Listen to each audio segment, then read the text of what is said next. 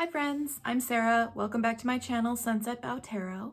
So I had said before the end of the year that I really wanted to do 31 days of tarot this year. And then I basically spent the first 2/3 of January hibernating. I didn't actually get home from my vacation until January 7th, and then I had to go back to work, and then work was stressful because I had been gone, and everything just sort of got to the point where I was not in a headspace to record any videos, but I still want to do 31 days of tarot. So I am compressing my 31 days of tarot into 7 days of tarot. So I'm going to be making videos, one a day for the next 7 days and posting those. And so I will still get my 31 days of tarot done before the end of January, but just in a compressed and abbreviated time frame. So let's get started. So the first question of 31 Days of Tarot, day one, question one, is what tarot goodies did the holidays bring? And to be perfectly honest, my holidays did not bring an enormous amount of tarot goodies. I think I mentioned before that in my family, the adults in my family don't buy each other Christmas gifts. Like we have a pact to not buy each other gifts, so we only buy gifts for the kids, and then we buy each other like little stocking stuffers and things like that. But there are no adult gifts really being exchanged in my family, which is lovely. Actually, it's a way I love doing it, and I think all of the adults in the family really like it because, to be perfectly frank, like we all buy ourselves what we want for the most part, and trying to figure out gifts for people who are difficult to buy for, like say my stepdad or my brother-in-law, is misery. So it's easier to just not do it, and it makes everything more affordable and easier for all of us. But what this means is that I actually decided to splurge a little bit on treats for myself, which I have mentioned before. So the main treat that I bought for myself was the Sawyer's Path tarot tiles, which I have been loving so much. I missed them while I was out of town. I was so happy to come back to them. I think that they're just super special. I just drew the Page of Cups, and I think they're so special. They have just a really unique feel to them, and reading with them is like nothing else. So I absolutely love them. And then I also, as a holiday goodie, got from the lovely Peggy of Sparks Creations and Lisa of Supportive Tarot, who we all know and love. Peggy made me a larger size bag for the tarot tiles in my favorite color. It's beautiful. It's lined with purple velour so that the tiles have some extra cushion when you're shaking them around in the bag, and it is perfect. I love it so much. Like, I asked them for a bag and they sent me a bag, and it's perfect. So I adore it. So this whole package just makes me happy. Like, this is the best thing of 2019. I couldn't be more thrilled that I own these. It's a treasure, and I'm so happy that I have this gorgeous bag for it. Like, the whole thing is it's just the perfect package of a fun, wonderful new way to read tarot, and it was a massive treat to myself to get these, and a lovely treat from Lisa and Peggy to have this. So yeah, just wonderful. I don't know. This was super exciting for me as far as new goodies for Christmas. But aside from that, I didn't get anything else really tarot related as far as new decks or anything like that. I had a Kickstarter arrive while I was out of town for the Spacious Tarot, which I'm also loving. But again, I had backed that months ago. So yeah, I didn't really get any other tarot stuff for Christmas. So day two, question two, is my top 5 tarot decks of 2019. And I really kind of debated how to answer this one, because it was like, is it top 5 tarot decks that I used in 2019, top 5 tarot decks that came out in 2019, top 5 tarot decks that I acquired in 2019? And there were just multiple different ways of answering this, and I decided to finally go with top 5 tarot decks that I acquired in 2019 just so that there would be less overlap between this list and like my 5 most used decks or things like that. Just, you know, just to sort of focus on the stuff that I actually got and just started using in 2019. Not all of these were actually created in 2019. Some of them were created prior to 2019. So again, it was kind of difficult to figure out the best way to answer this, but these are my top 5 decks that I personally acquired as new decks in 2019. So the first one that I wanted to mention is a deck that I acquired new right around my birthday back in February. I bought this for myself as a self birthday gift, and I found it just extremely nourishing to my inner child, let's say. And that is the Crystal Unicorn Tarot by Pamela Chen. And this deck just makes me so happy. It's super readable because I mean it's completely, oh, and I should show the backs. Those are the backs. It's completely Rider-Waite-Smith inspired, but instead of a person, it's a unicorn, and all the unicorns have little crystals on their butts, and all of the colors are just beautiful, like pastel candy colors that makes you like want to eat these cards because they look like they're made of sugar.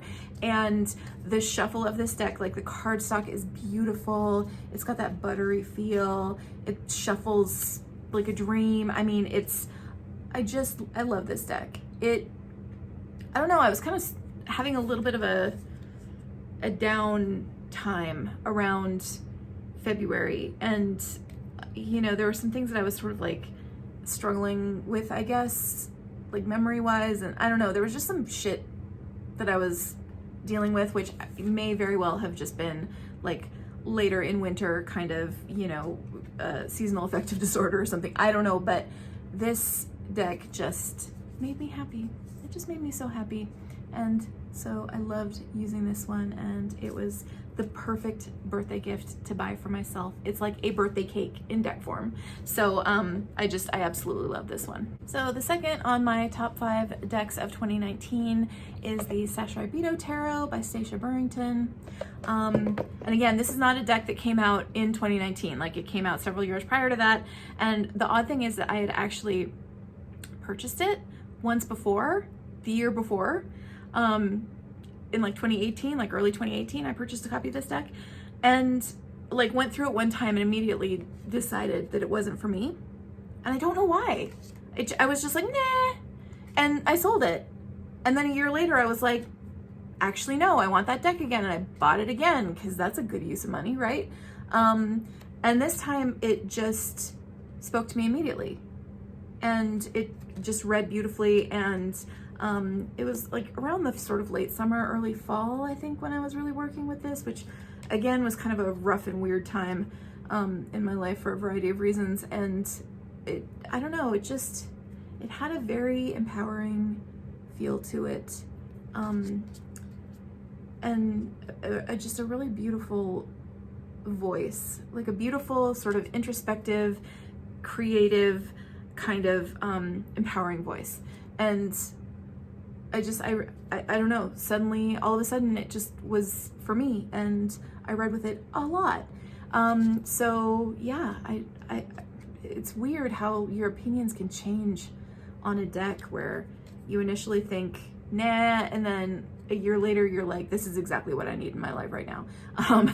And I don't know why. Like, I have no explanation for why. This freaking card is amazing. And I think everybody knows that, but yeah, it's a lovely deck. So that is the Sashai Bito Tarot. Another deck that I really loved that I got in 2019 was actually a new deck that was released in 2019 that I had been very excited about because I'd been seeing the artwork and, you know, just been very interested in what this deck was going to be. And that is the Forest of Enchantment Tarot. This is by Lunia Weatherstone, and the artist is Marilla Allwood. I think I got that right. I don't have it in my box right now. This one is also in a Peggy bag. So anyway, I love this deck. Did I show the backs already? I don't know if I did or not. This one, I don't know. I think when I did my walkthrough of this, I talked a little bit about how I'd never seen a fairy tale deck that really spoke to me. you know, like there are some fairy tale decks out. I mean, there's Lisa Hunt Fairy Tale Tarot, there's the Baba Studios Fairy Tale Tarot, but you know, what I really wanted, I think, was a deck that spoke to fairy tale archetypes as opposed to having each card represent a specific fairy tale necessarily. And this one just immediately was in that sweet spot for me. And it captured my heart. You know, it spoke to me in a way where I was like, I love you, like immediately. I don't know. It just really touched me. Like when I first saw this deck and started going through it felt so good and so right. And, you know, like it really captured the sort of fairy tale energy that I wanted to have from a deck, where it's more like being in a fairy tale than reading a fairy tale, I guess is the best way I could describe it. Like in this card, it's more like you are a character in a fairy tale. You are traveling through a forest. You are meeting all of these different characters and archetypes, as opposed to a fairy tale tarot where it's like, this is the story. Like there's this story that the card is referencing. This feels, I don't know, more immersive, I guess. So I love it. I love the artwork. It's beautiful. It is a Llewellyn deck. So, you know, like all Llewellyn decks, it's not the world's best card stock and comes in a big giant box, which is why I moved it into a bag. The book is really good that goes with this deck. And it just, I don't know, it's special. It's unique, I think, in the sort of world of fairy tale decks. And it really, I'm loving it. I did some readings over Christmas with this one, like for my whole family. But the great thing is that this was a deck that you could read for kids, because it's very, you know, it's all like child friendly in terms of what it depicts, and it depicts very recognizable scenes, and it's easy, I think, for a child to understand like what's going on and sort of tell a story to themselves about what's going on in all these cards. So it was a really great deck to use with not just my whole family, but with my niece and nephew. I think they really responded to it. So yeah, I love this one. I don't know, it just made me so freaking happy. So fourth on this list, which I think probably made a lot of people's top fives for 2019, is the Lightseers Tarot, which if you'd asked me at the beginning of 2019 if this deck was going to be on my top 5 for the year, I would have said no, because I did not even back the Kickstarter, you guys. And I'm showing cards as though people haven't already seen these 1,000 times, but I didn't back the Kickstarter because I looked at the Kickstarter and was like, nah. And, you know, sort of like the Sash Rabido, where I had this initial reaction of nah, and then later on it's like, you know, a deck that like speaks to me in this incredibly profound way. So I didn't back the Kickstarter, and then people started getting their Kickstarter decks, and I started to go, oh my God, like it wasn't even just FOMO. It was like people started going through every card, and I was like, oh dear, I actually love this. I love these images. I love this artwork. This deck is really going to talk to me very well.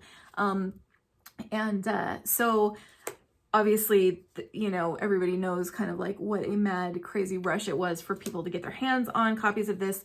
I was one of the people who, I did get the indie edition. You know, this is the indie edition. I basically, you know, paid attention to when Chris-Anne was announcing that she was selling her extra indie copies, and haunted her web page waiting for them to go on sale, and then snapped one up the second that they went on sale. And so I did manage to get one of the remaining indie copies of this deck. And then I ended up buying the mass market edition too. And I actually got a very nice copy of the mass market edition, but I don't know which one I'm going to use more. I got the mass market edition right before the holidays, so I haven't really had a chance to play with it as much, but I actually have done a ton of readings, and specifically readings for other people with this deck. I've found that I've done some readings for some family members. I've done quite a few actually like client readings with this deck, and I don't know, it has a beautiful voice, and it has this very youthful feel. I think people connect to it really easily. And yeah, I really love it. I'm so happy that I have a copy of it. And yeah, I'm gonna treasure this one. Like I said, I did not expect to react to this one the way that I did, and then as soon as I saw it, like I said, it wasn't FOMO. It was just like, oh shit, I made a mistake. This deck is actually fantastic, and the few images that I had seen for the Kickstarter kind of didn't do justice, and I hadn't been paying attention to Chris-Anne's like Instagram or anything like that. And then suddenly I was like, oh no, I need a copy of this. So, but I got one. So it all turned out in the end. So the final deck on my top 5 decks of 2019 is the Majestic Earth Tarot by Hildegard Hinkle. And this deck was a Kickstarter. Here are the backs. This was a Kickstarter from 2018, like it was a Kickstarter from what feels like forever ago. And it took a long time to get this deck out the door. I think there were a variety of delays in getting it produced. And then I got it, and you know, if you've watched my initial walkthrough of this deck, I got a copy with some flaws in it. So I was a little bit upset, but she took care of it immediately, like just immediately shipped me a new deck. The new one is perfect. And since then I have read with this deck quite a lot. I've really only used it to read for myself because it just has that feeling of being a deck just for me. But I was so excited when this Kickstarter was initially launched about the concept of this deck, which is that it's all kind of landscape paintings. You know, it's a lot of like Hudson River School and stuff like that. And I love that style of artwork, and I love the images in this deck. The print quality of how these pictures are reproduced is unreal, because you can see there it's like these incredibly detailed images, because it's like these massive landscapes with sometimes tiny little figures in them, and you know, the way that the images are reproduced, like it's beautiful, beautiful print quality, and you know, gilded edges. I mean, it's a gorgeous deck, matte cardstock. So, and I love the choices of artwork for this deck. There were, for the Kickstarter edition, there were alternate versions of some of the cards. So this is actually the alternate Hanged Man that I use for in my deck. I chose, you know, whether to use the alternate or the regular for those cards. And it's just, I don't know, I think it's really special. Hildy is the creator of the Tarot of Delphi, which is like my #1 most coveted out of print indie deck, which hopefully she will actually reprint now that this Kickstarter's over. I was so excited about this one. And honestly, like I said, once I got my you know, corrected copy of it, it did not disappoint at all. It's a special deck. It has a special voice, and I have really loved reading with this one. It's given me some really, really, just really powerful readings, which I guess is just, you know, it's a deck that is all about kind of the power of nature. And so it I don't know, it really like has a powerful voice, I guess I'd say. So anyway, it's just so beautiful. So those are my top 5 tarot decks for 2019. So day 3, question 3, my top 5 Oracle decks of 2019. And similarly to the last question, I am only going to talk about decks that I got in 2019. And this actually means that I only have 4 on my list of the top ones that I got in 2019. I'm not as much of an Oracle user as I am a tarot user. There are some Oracle decks that I really like, but I honestly don't use them as much. So I've been trying to like put a little bit of a moratorium on buying new Oracle decks, but there are a few that I did get in 2019 that I've been really enjoying. And so these are the ones. So the first one that I got that I do really like is the Pear Tree Oracle. This is by Peony Coin Archer, who is the same person who did the Efflorescent Tarot. So these are the backs. They are very glossy and they're big cards, but I really like her artwork. I find it very evocative. It's interesting how it's paired with the keywords, and I really think that you know, the keywords are very expansive, and then the artwork gives you kind of a lot to work with in this. And I love her style of artwork. I love how intricate it is and how detailed, and I love the faces of the people. I love how sometimes you see things hidden in the cards, and I think it's really cool. So I've been really liking this one a lot. It's got a lot of it's got a lot of interest to it. There's really a lot kind of to think about in this one. And I'm pretty sure that this is all like pre-existing artwork that keywords were later applied to, but despite that, I think for the most part it really works. Like, look, I love this card, Midnight. And it's a girl and like what looks like a wolf running along the street, like out in the world. I don't know, there's things that I really like about it. I find that it raises a lot of interesting, intuitive hits that come to me with these cards and this particular artwork. And I keep it in this pretty bag. This is a bag by The Bee and the Snake on Etsy. So the second oracle deck that I got in 2019 that I've been really enjoying is the Animal Kin Oracle by Sarah Wilder. These are the backs. And I like animal oracles.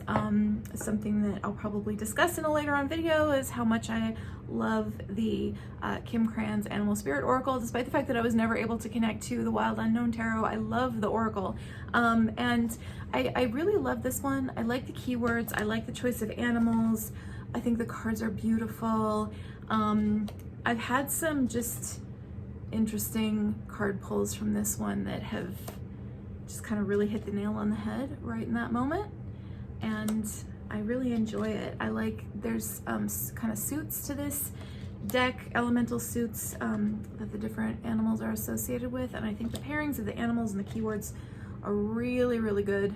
And again, it's a nice one. It works really well intuitively, and it's also just, it's stunningly beautiful. Look at how pretty the colors are and the illustrations, and I just really like this one. So the third oracle deck that I wanted to talk about for 2019 is the Carte Divinatoire d'Algario. I'm so bad at pronouncing French, like that was horrendous.